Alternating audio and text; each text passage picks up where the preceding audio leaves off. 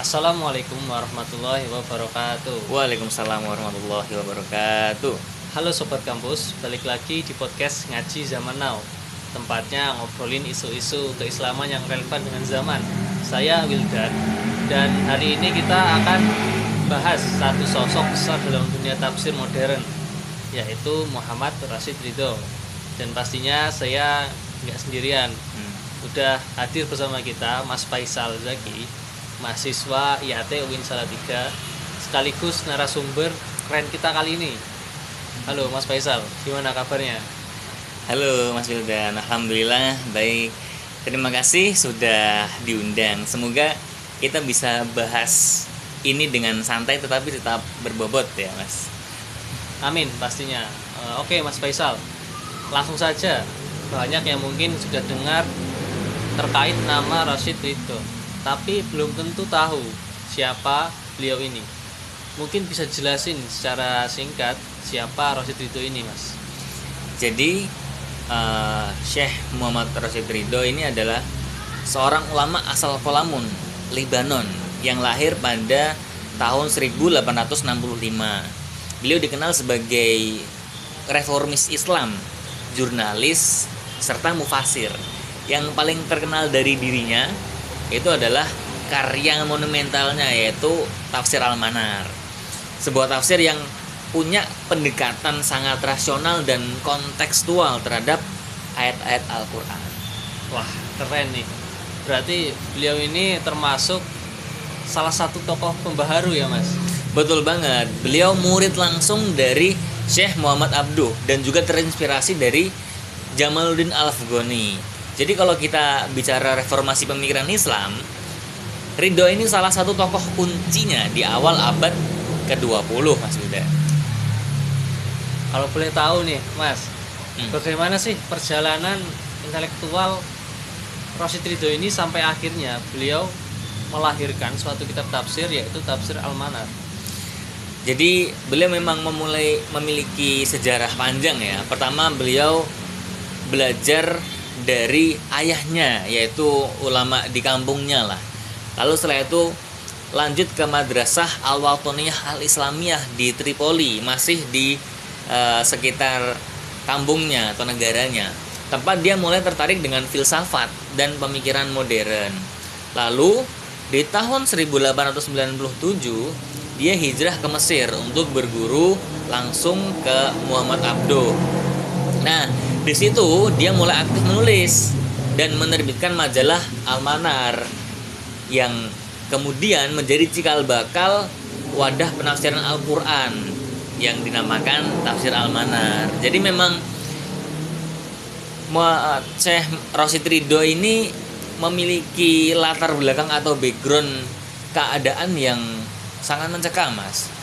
Kita tahu di abad ke-20, awal abad 20 itu suasana negeri-negeri Islam terutama di Timur Tengah itu sedang menurun. Khilafah Turki Utsmani sudah diambang kehancurannya, negara-negara barat mulai menjajah negara-negara timur dan lain sebagainya. Jadi dalam semangat itu menjadikan Rashid Ridho ini menggali apa sih harusnya yang kita pecahkan, apa sih gebrakan yang harus kita keluarkan dari pemikiran-pemikiran tafsir Al-Quran. Seperti itu. Oke, berarti bisa dikatakan awalnya itu Tafsir Al-Manar itu muncul dari sebuah rubrik majalah gitu ya, Mas? Nah, betul. Dan itu yang unik, Mas. Jadi tafsir ini itu tumbuh dari diskusi publik, tulisan lepas dan respon terhadap masalah umat. Setelah Abduh wafat, Ridho melanjutkannya penafsirannya secara mandiri sampai menjadi satu karya tafsir besar. Jadi gini, Mas, saya jelaskan sedikit. Tafsir Al-Manar itu cikal bakalnya adalah majalah Al-Manar. Dan majalah Al-Manar ini cikal bakalnya adalah suasana diskusi atau isi dari diskusi gurunya Syekh Muhammad Abduh di Universitas Al-Azhar. Lah, setiap kali Syekh Muhammad Abduh nih menggelar diskusi, pasti setelah itu diterbitkan dalam majalah yang namanya diberi majalah Al-Manar. Dan setelah Syekh Muhammad Abduh wafat, untuk mengenang jasa-jasanya, Syekh Rasyid Ridho ini membuat tafsir dengan asas tadi itu, rubrik majalah. Jadi gitu, Mas. Nah, kalau kita ngomongin metode nih, pasti kan setiap mufasir memiliki pendekatan atau metode dalam penafsirannya. Nah, dalam tafsir Al-Manar ini, Rasyid Ridho ini menggunakan pendekatannya bagaimana, Mas? Kalau ngomongin metode, jelas tafsir Al-Manar ini menggunakan metode tahlili, yang artinya beliau memulai menafsirkan Al-Quran itu secara runtut dari awal Al-Fatihah hingga akhir. Nah, tapi pendekatannya sangat rasional, sosial dan kontekstual. Mungkin itu yang membedakan ya antara tafsir-tafsir yang serupa yang muncul di zamannya. Tafsirnya bercorak adab al-istimai, yaitu fokus pada sosial kemasyarakatan. Memang di sini fokus beliau tentang sosial kemasyarakatan, karena tadi yang seperti saya sudah bilang, semangat beliau menulis tafsir ini terbesit karena kemunduran umat Islam ya, dengan datangnya penjajah-penjajah itu. Jadi kawasan-kawasan Islam yang dulunya sampai ke tahap Aqsal Mablago atau puncak keemasan, kini turun redup sampai mungkin hampir ke titik terendahnya. Wah, jadi kita ini enggak cuma ngaji ayat, tapi juga ngaji realita umat pada zaman tersebut ya. Iya, betul sekali, Mas. Karya ini sangat membumi. Jadi kebanyakan tafsir di masanya itu terlalu melangit, terlalu membahas hal-hal langit. Lah, beda dengan tafsir Al-Manar ini sangat membumi. Jadi memang fokus tertuju ke permasalahan yang ada pada zaman itu. Rasyid Ridho ingin menjadikan Al-Quran ini sebagai solusi atas persoalan real seperti penjajahan, kebodohan, kemiskinan, dan terutama ketakutan umat terhadap akal dan ilmu. Lah, mengapa itu saya sebutkan ketakutan umat terhadap akal dan ilmu?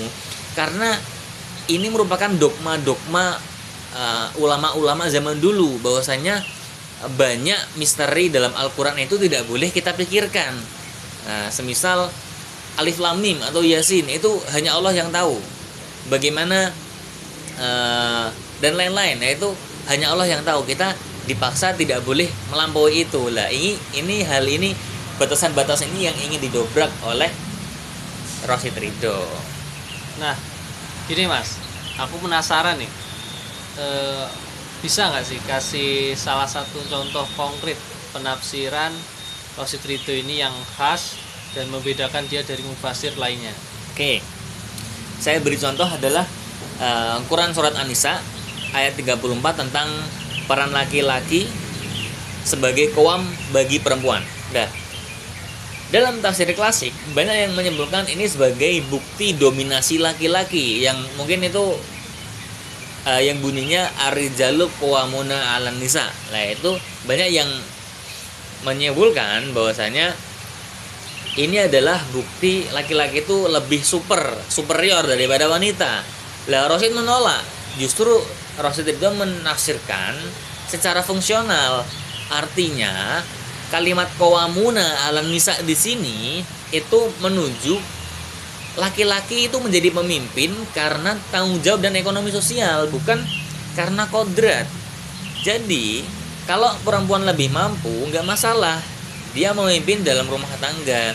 Jadi ar-rijal di sini bukan saklek memaknai kelamin laki-laki, tetapi fungsi dari pemimpin. Nah, semisal pun di situ ada seorang perempuan dan memang itu lebih mampu, tidak apa, itu menjadi pemimpin. Kita juga hidup di Indonesia ini mengalami banyak sekali pemimpin yang dari perempuan, dari Bu RT, Bu Camat, Bu Wali Kota Semarang juga sekarang cewek. Nah, Gubernur Jawa Timur sekarang cewek. Presiden, kita pernah punya presiden cewek. Nah, kan sebelum Pak SBY, Ibu Megawati. Jadi memang menurut beliau dogma ayat ini bukan merupakan dogma untuk menekan eksistensi perempuan. Justru ayat ini mendorong bahwasannya perempuan ini bisa setara dengan laki-laki. Wah, jadi bisa dikatakan pemikirannya Rosidi ini sudah jauh melampaui zamannya ya Mas ya? Iya, betul sekali itu Mas. Dan ada contoh lain lagi nih Mas di Quran surat Al-Baqarah ayat 2. Dzalikal kitabu la raiba fih. La raiba fih, tidak diragukan isinya atau yang ada di dalamnya. Ridho bilang Al-Quran itu rasional, tidak bertentangan sama sekali dengan akal, bahkan mendukung sains. Menurut dia, wahyu dan akal bukan musuh, tetapi mitra. Wah, menarik banget nih. Nah, terakhir nih Mas Faisal. Menurut Mas Faisal nih, seberapa relevan sih tafsir Ridho ini untuk generasi kita sekarang? Sangat relevan Mas. Justru cara berpikir, pola berpikir Rosid Ridho ini menurut saya harus dimiliki oleh setiap mahasiswa atau setiap orang di masa sekarang, yang notabene-nya masa sekarang itu adalah krisis moral, krisis identitas. Jadi kita karena saking banyaknya arus informasi, kita jadi tidak tahu mana yang benar dan mana yang salah. Jadi pemikiran kritis seperti Rosid Ridho ini sangat dibutuhkan sekali. Rosid Ridho mengajarin kita untuk berpikir, menganalisis, dan kembali ke Al-Quran.